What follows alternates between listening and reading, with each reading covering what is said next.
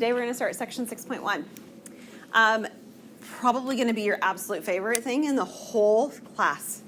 So section 6.1 is not titled this way, but it is fractions. So all of chapter 6 is about fractions. So this is the set of rational numbers. So to start with, some definitions. A fraction is any number in the form a over b, where b, the denominator, is not 0. Okay, so a fraction doesn't have to be a proper fraction. It can be 11 over 2. That's still a fraction. It doesn't even have to be fun numbers, like it can be square root of 2 over square root of 7. That's a fraction. It can be something over 1, like it can be 15 over 1, and that's also a fraction. The numerator is, of course, the top value of the fraction, and the denominator is the value on the bottom of the fraction. And then to sort of narrow it down a little bit, because I told you we were going to talk about fractions, and it's true, but the reason that we're talking specifically and using the language of rational numbers is because all those things that I just told you a minute ago were fractions. We're not talking about all of them. Some of those types of fractions are simply not in the wheelhouse of our discussion. We're not going to do the ones that have the square roots. So in particular, the rational numbers, the types of fractions we're going to talk about, are the ones where we can change the numerator and the denominator to be integers. So if you've had number theory, and a number of you have had number theory with me, integers, remember, are the positive and negative whole numbers. Okay? So again, no zeros in the denominator, but 0 could be in the numerator, and those are the rational numbers. Okay, positives and negatives, where you can make them on top and bottom integers. So if you had something that was, square root of 2 on the bottom, and somehow you could change it, and sometimes you can, so that that square root of 2 becomes something that is an integer, like a 2, it could still be a rational number. It's not a matter of it looking like that to start with. It just means it can be changed that way. So maybe a simpler example would be something like this.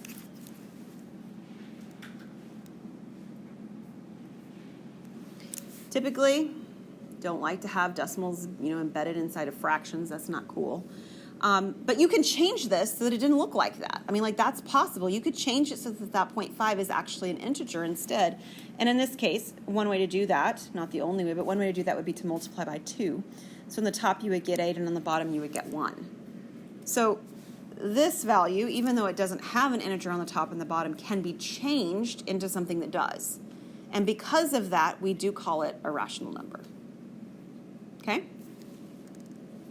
So those are the kinds of numbers we're going to be working with in this section. There are several uses for rational numbers, things there's reasons we have them, so to speak.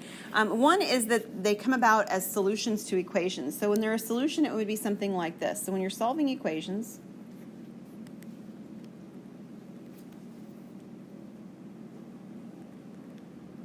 and you had an equation such as 2x minus 1, or we'll just do 2x equals 1.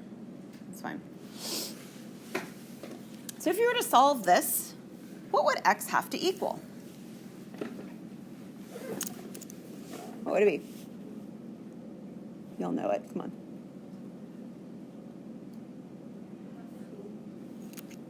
1/2. Thank you so much. Yeah, x is 1/2. So if I don't have fractions, right, if I only have whole numbers and integers, then there would be no solution to this problem.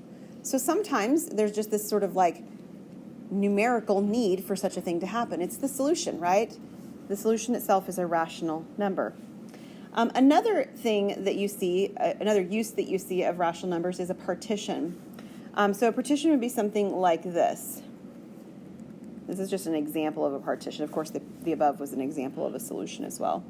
1/4, there's that rational number, of my income, we'll say paycheck, my paycheck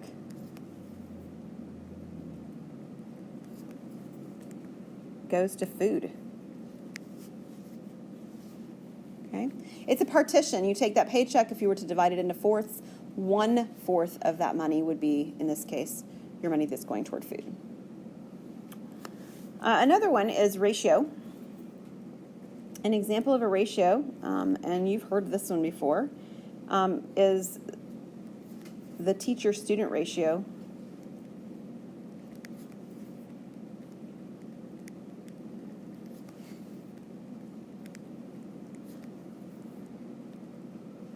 is 1 to 5.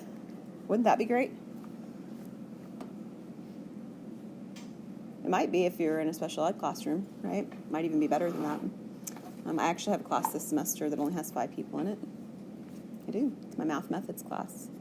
So secondary math methods. All right, so that would be a ratio, right? You're making a comparison. The comparison is to the teachers to the students. Okay, so ratios are comparisons. And another way that you see rational numbers used is probability. So again, another example. Rolling a die.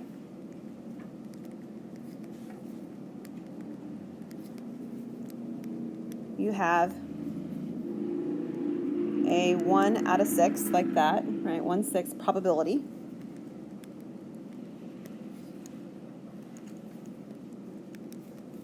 Of rolling 2, whatever number you want to put there, right? 1 out of 6.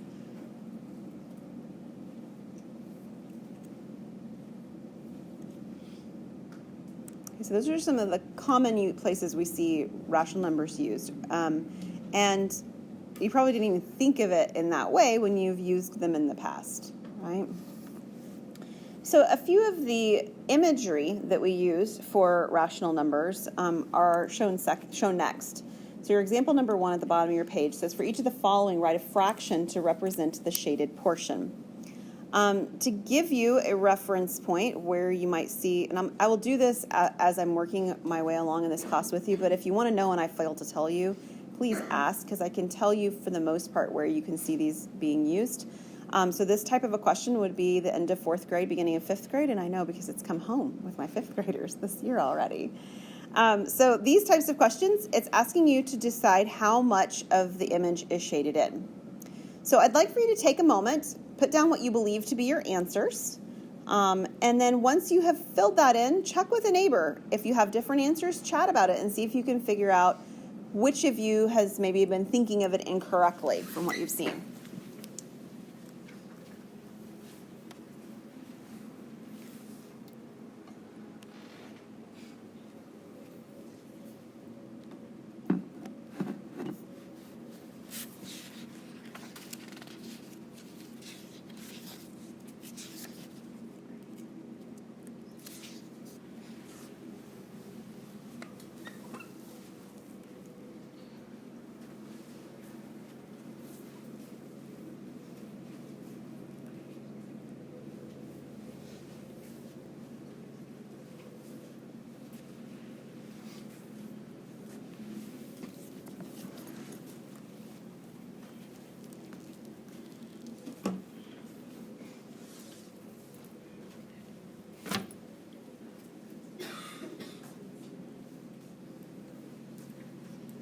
Okay, if you're done writing, grab your neighbor, compare your answers, see what they have, see what you have.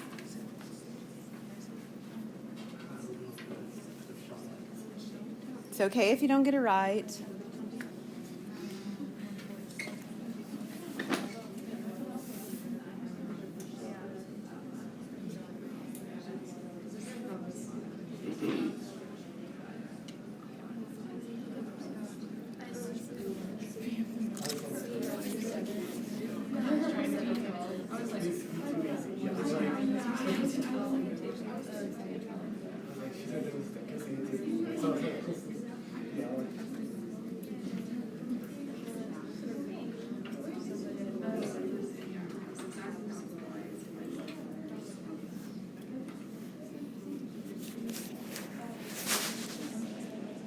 Okay, let's see what answers you have. So what did you guys put down for the first picture? 1/6. So what do you suppose a child might say, or maybe even some of you did at first glance, for the answer for that? 1/4 would be a pretty decent answer. Why might somebody say 1/4? There's 4 sections, right? So I had change at lunch today, and I had my 5-year-old with me, and she was counting my coins because she doesn't understand money, right? She's just counting the coins. And if I asked her for, if she could do fractions, right? For one, I had 7 coins. If I asked her for 1/7 and she gave me 1 coin, in some way, it is 1/7, but the quarter's worth way more than the penny, right? Yeah. So how about the second one? What'd you get for part B? That one's 1/4. And what might someone answer?